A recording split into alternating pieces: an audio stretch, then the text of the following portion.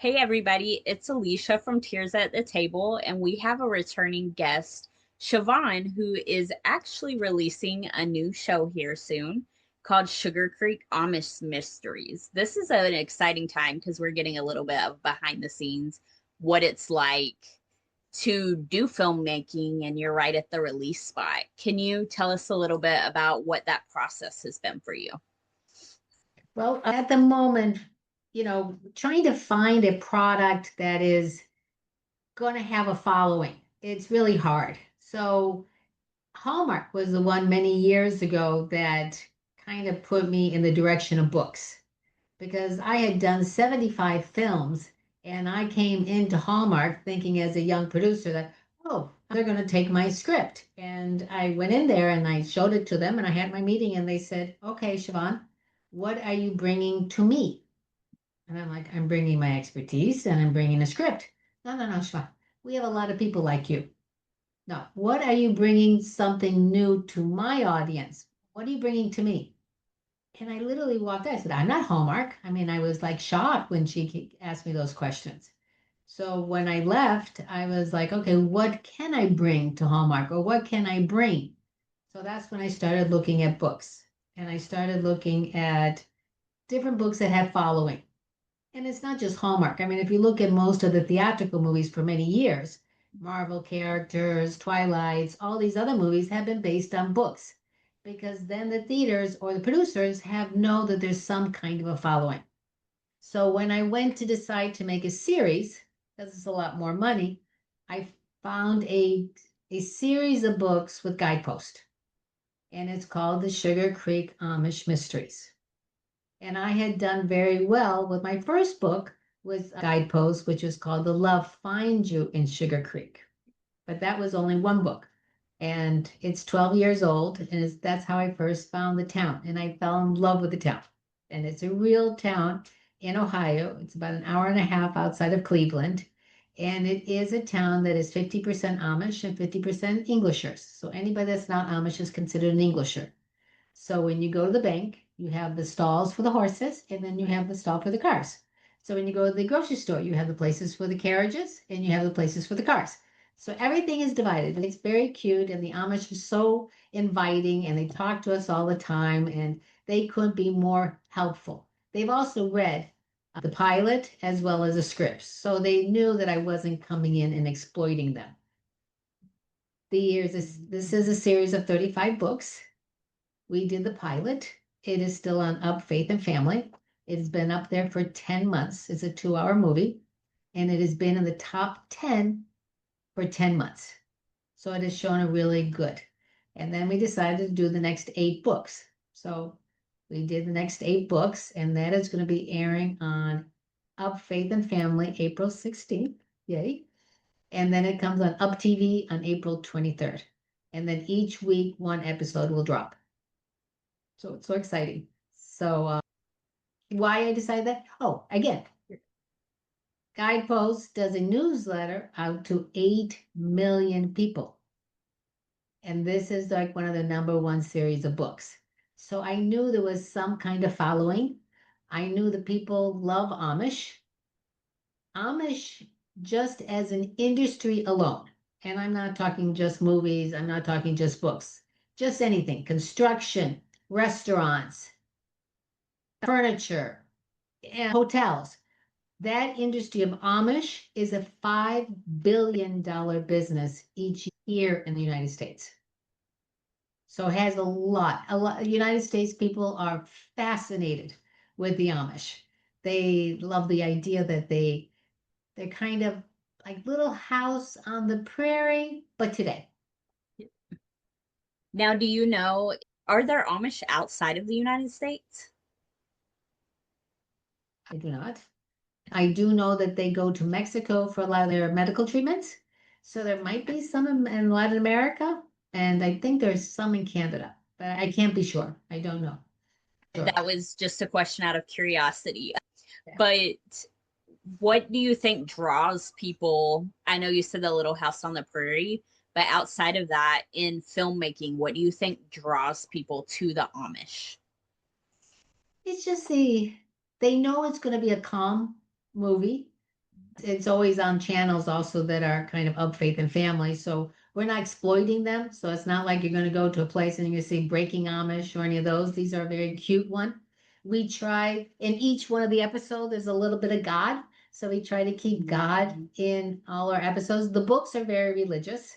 They're trying to convert, but in the series, we're trying to sell it worldwide. So I'm more of a seed planter worldwide. But I want people to be able to put God in their daily life. Now, with that, you're talking about the Amish is a faith, obviously, as well. That's a huge part of Amish. What does it mean to be Amish? And do you talk about that from a religious point in the show? In the sense, we talk about them being that they believe that God should be considered. God should be the one directing their life. And if something really horrible is about to happen and we don't like it, we just still have to sit back and trust that no matter what the outcome is, it's in his hands and we should trust it. And maybe something even better is going to come around, that he has something better than we have planned.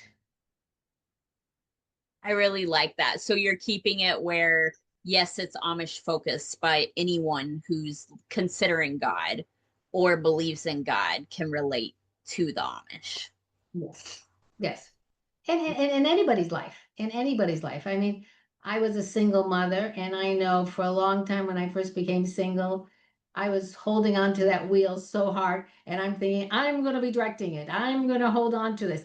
And the more I held on, the worse things got. And finally, when I let go of the wheel and let him do it, life got so much easier and it got even better. I couldn't imagine the things that he has done. That's amazing to hear. And when you talk about that, there's themes throughout the series that I've been informed a little bit about, and one of them's forgiveness. Can you talk about how forgiveness is kind of incorporated into the show? Well, the nice thing is that no matter what, the Amish are very forgiving. And none of our things have really horrible events. So even our mysteries, when we tried somebody, the there's no real death in it. It's misunderstandings in family, or one wanted to leave and the other family got upset. But at the end, it's always forgiveness and everybody coming together at the end. So it's uniting. You know, we can all come up with our ideas of this is bad and this is good, but we need to talk and understand each other to come together. Okay, that's really good. Is there any character that you're particularly drawn to or feel like you relate to personally? I love all my characters. They're so cute. Cheryl, who's the Englisher, is cute because she's like a fish out of water and her cuteness of trying to figure it out. And Naomi, who's our older Amish lady, is always giving the sage, wise decisions. And even though I am the older woman on set, I hope I give the sage advice to the younger generation too. That's really sweet. And for those who don't know, can you explain what an Englisher is? Oh, anybody who's not Amish, it doesn't make a difference if you're Korean, Japanese, even English yourself. Anybody who's not Amish is considered an Englisher. Okay. And now you've talked about this being, you filmed 8 episodes. Are Yes. you hoping to continue into further seasons based on how many books there are? I did 10 books and we are starting another 8 books June 1st. And we're Okay. going back to Sugarcreek, Ohio. Yes. That's really cool. Now, when you say you did books, did you find the books or write the books yourself? Oh, no, no. These are some writers from Guidepost. Okay. There's 6 different writers in the series. I wanted to clarify because you sound like a very busy woman in general. No, no, I don't write. I don't write. Now, is this your first series that you've done? Because I know we've talked a lot in the past about you doing films. Yes, this is my first series. Now, I'm very excited. do you see yourself doing more in the future? I am. I'm trying to do more. I think more feature films will have their life, but I think series is what all the channels are looking for. Everybody wants to make it a way that you watch one, then you watch the other one, then you watch another one. So I'm hoping to make good inspirational that the family can watch together. And we're kind of doing a little country one, like a little farm kind of like a Heartland, but a different kind. That's we're coming up with another series too. I love that. I'll be looking forward to that. Heartland's one of my favorite shows. And it's exactly like you said. I appreciate you talking about the marketing.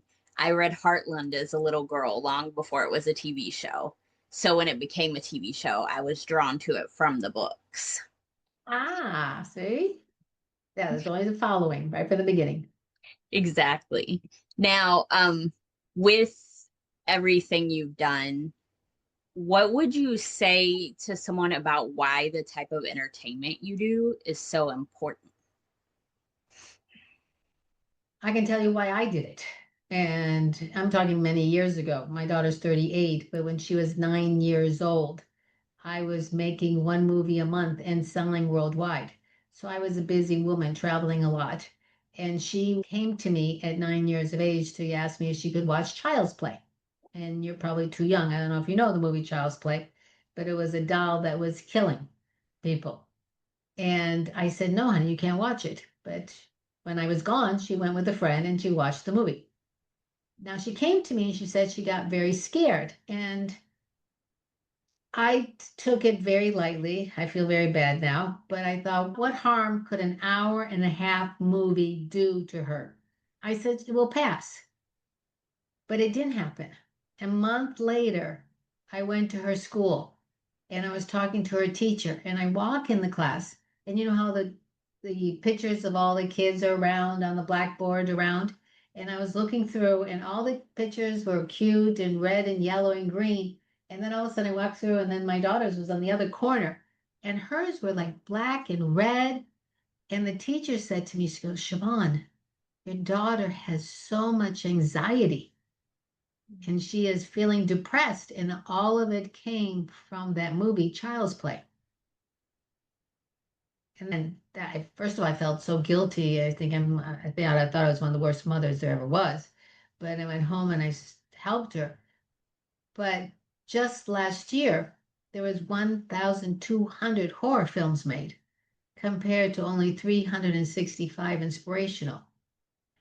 And I said to myself, if I have a voice and I have the power to make something, I want to make inspirational. I know I can't fight those, but I just want a place where the family can come to and find different type of films. I really love that. And I love that story because I remember being a little girl and going to a public school and they showed a movie there that doesn't sound that bad.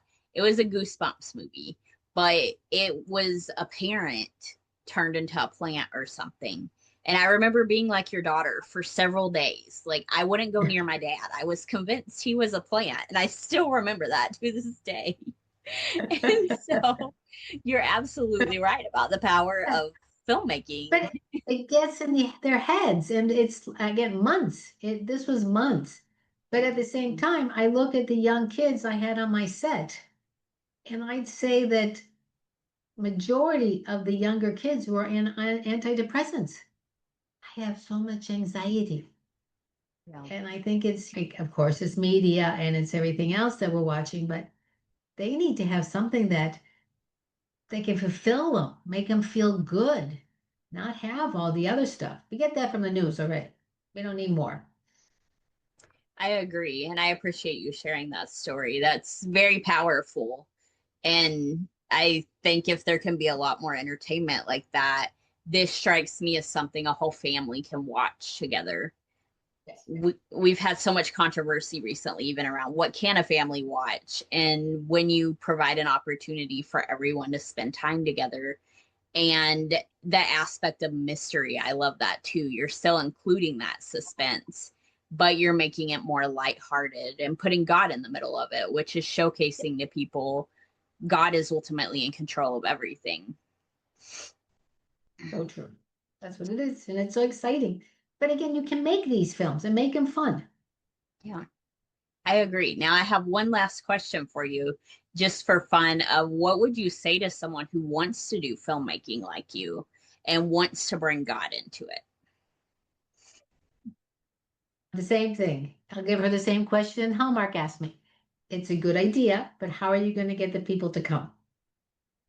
How, it all comes down to me. economics.